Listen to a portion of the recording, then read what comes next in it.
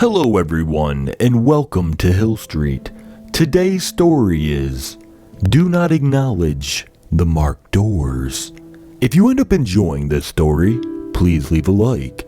And if you enjoy hearing stories from me, please subscribe and become a resident of Hill Street and let me know how I'm doing in the comments. Now, let's get to this nightmare. My first year as a building inspector had me inside a community center on the older side of town. The building was a decrepit relic of fogged windows and stained brick, nature reclaiming what was left of the outside stonework. Inside was a hallway that led to a single large room with a small stage in the back. Behind it was another hallway. Both halls had a few rooms connected to them, but the one with the white tape across it was pressed far against the back of the building. A white strip of tape across the floor gap of the door, and another covering the right side gap, firmly stuck to both ends despite the tape's obvious age. I didn't know of the rule against opening marked doors until I had already opened it. The handle was unlocked and released with a metallic clicking sound as the latch snapped back, the tape pulling away like the cracking of old limbs. The door swung outward, and beyond the 3-inch gap I had opened, I could see the edge of a single school desk, clouded in dust, ignited by the thin hallway light. Its desk chair wasn't visible, but the thing sitting in it was a silhouette, dark, blurry, unmoving. Something piled up in that chair, something that looked so much like The door slammed. Beside me was the wrinkled old leather face of a man in blue coveralls, staring with bloodshot eyes open in horrified judgment, hand still pressing the door firmly into its frame, running his other fingers over the tape in an attempt to reseal it. "Don't they teach idiots anything anymore?" were his only words, and he acknowledged none of my own. This was my first experience with the things I would come to know simply as marked doors. Years of inquiry towards my supervisors, peers, or even building managers themselves all lead to the same answers. No one knows why. No one really cares. They are backroom closets, unused maintenance rooms, or rooms that don't even have a name, tucked back into large buildings, out of sight, forgotten about for years, until the marking tape finds its way onto it. But someone's marking these doors. Someone's keeping something in them, right? Years of my curiosity towards these doors came to an abrupt end, however, about 2 years ago. A defunct warehouse in the industrial part of town. It was old and needed to be inspected before the owner would sell it or tear it down. I arrived midday, the winter sun already low in the clear sky. Shadows cast from small hollow shells of concrete littered across the property, gutted long ago from whatever use they had. A handful of small trees already doing their part to destroy what remained of the parking lot. Tall and thin dry grass that encompassed every inch of the place now began to eat its way into the asphalt and concrete. It was a metallic shell, thin sheet metal walls with concrete slabs to fit the thin panel windows, all rusted, cracked, shattered, stained, and covered in overgrowth. A concrete path from the parking lot was nearly indistinguishable from the overgrown fields surrounding the building. The sidewalk began torn apart from each crack and crevice by the field grass that grew wherever it could. The sun sunk deeper behind the trees now, and the cold indirect sunlight began to hide the hideousness of the building. Tall grass moved like waves with each billow of wind. The building groaned and creaking from the temperature drop, and I could hear the sudden slamming of metallic shutters as the wind passed through. I hadn't left the parking lot yet, but I already knew there was no hope left for this place. The metallic handle was cold to the touch, the heavy door not eager to remove itself from the old compressed frame it sat in. A cloud of dust formed, and the door finally gave, slamming open after grating against the frame. Something else slammed too, on the opposite side of the building, maybe inside of it. Another door or shutter from the wind, I thought.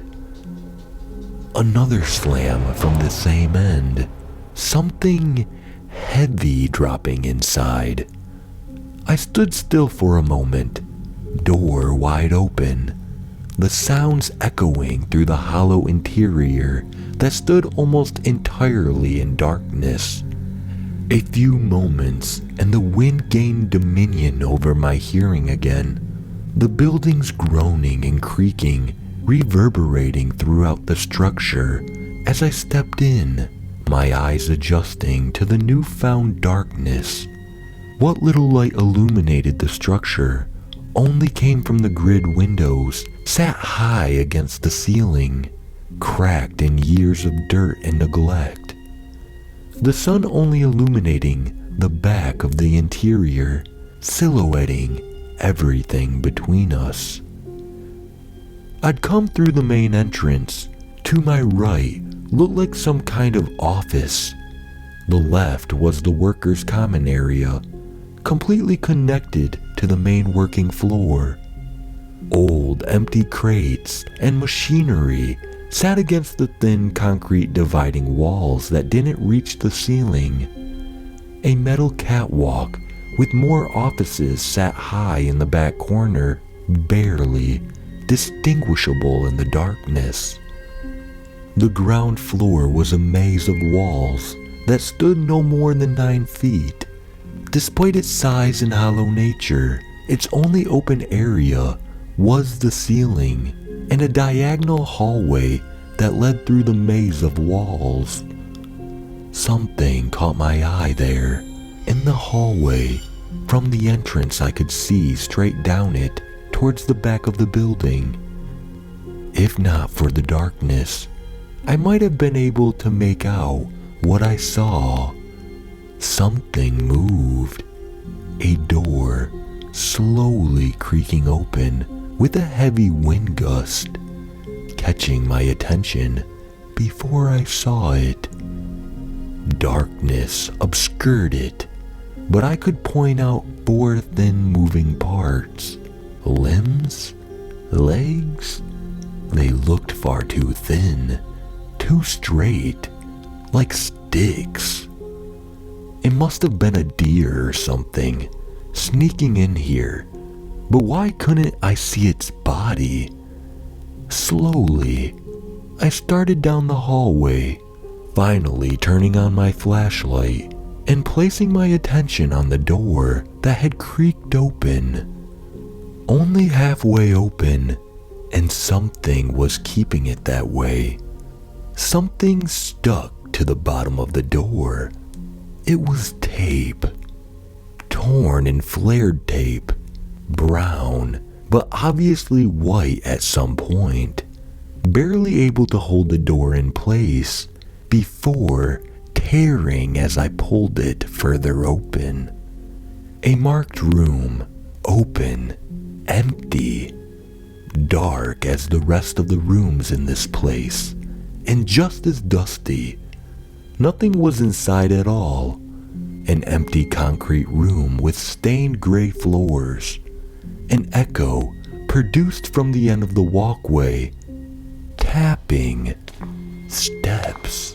Hard and sharp against the concrete before fading away.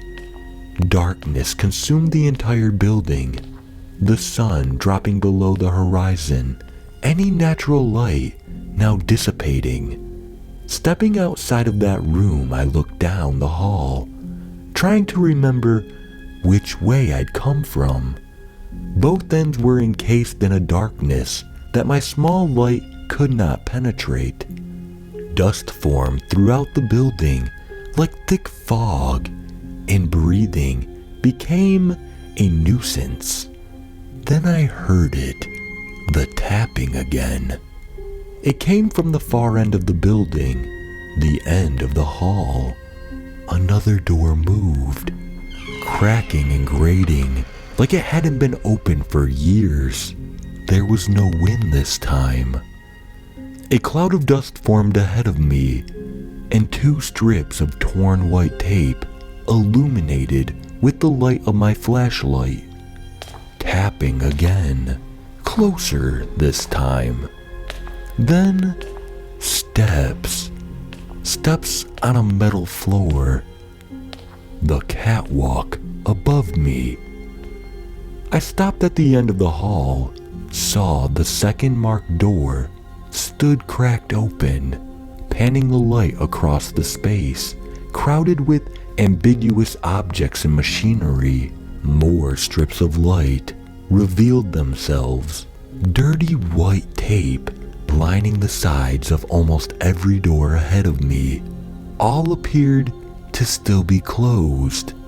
Then, the tapping returned, like hooves on concrete, 4 steps at a time, 4 limbs moving across the room.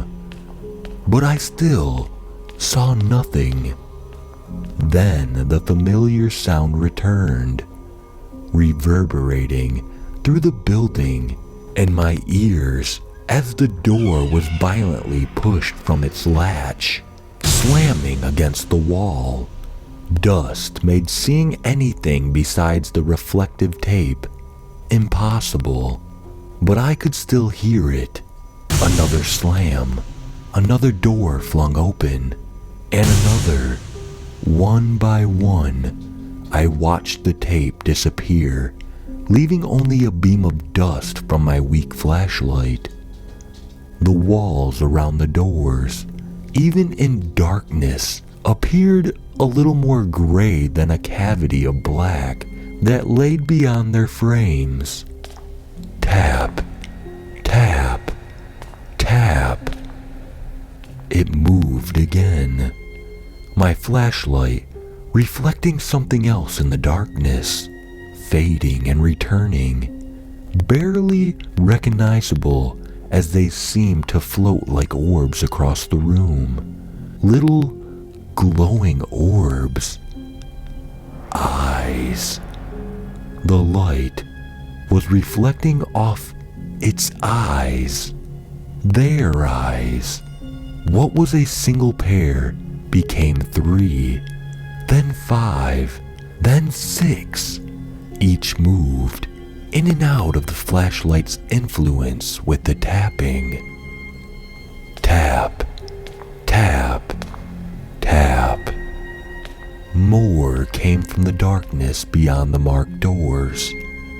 The tapping soon filled the room, and I began to realize it didn't just sound like hooves anymore. The flashlight dies. Their sounds continue. My eyes burned from dust in the darkness, but I was too afraid to move. The sound of my own heartbeat echoed louder than the tapping of their footsteps, and I struggled to even blink. Aiming my flashlight once again and hitting it hard against the handle, it struggled, flickering. I hit it again for a moment, the light shined even brighter than before. For a heartbeat, that light ignited the room before shutting off again, and I could see it. Them. Children. Men and women. The white of their skin only made the darkness of their eyes more apparent, but I could only see the torsos and the faces. No arms and no legs, and yet they stood taller than I. There was something there, but they were too dark, too thin. Their expressionless gaze set on me the moment the light hit them, before almost immediately shutting off. And then the tapping began again. My first slow steps backwards were met with a frenzied reaction. The flashlight died, shattering on the concrete as I turned and sprinted towards the front door. The sounds, their tapping, their chattering, it filled the building. On metal, concrete, and glass, I could hear and feel them moving. Were they looking for me? I slammed against something hard, but I kept going until my shoulder broke through the front door and I was outside. No sooner did I hear another slam, another door break open. No later was I inside my car and away from that place. A large gash on my arm formed from where I slammed against sharp metal while running out of that place. I remembered the dust burning my eyes for days after. Was it the dust? Was it something else? I couldn't know. But unfortunately, my job was not over yet.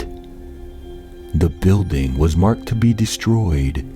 Before that occurred, however, I had to return to the place with the project supervisor, inspecting the outside area one last time in preparation. My supervisor did not know why I stared at the rear door, slammed open with such intent. He did not know why a trail of matted grass and deep animal prints were significant. He could not feel my heart dropping as we inspected the open front and back doors, and I saw the remnants of ragged white tape on both of them.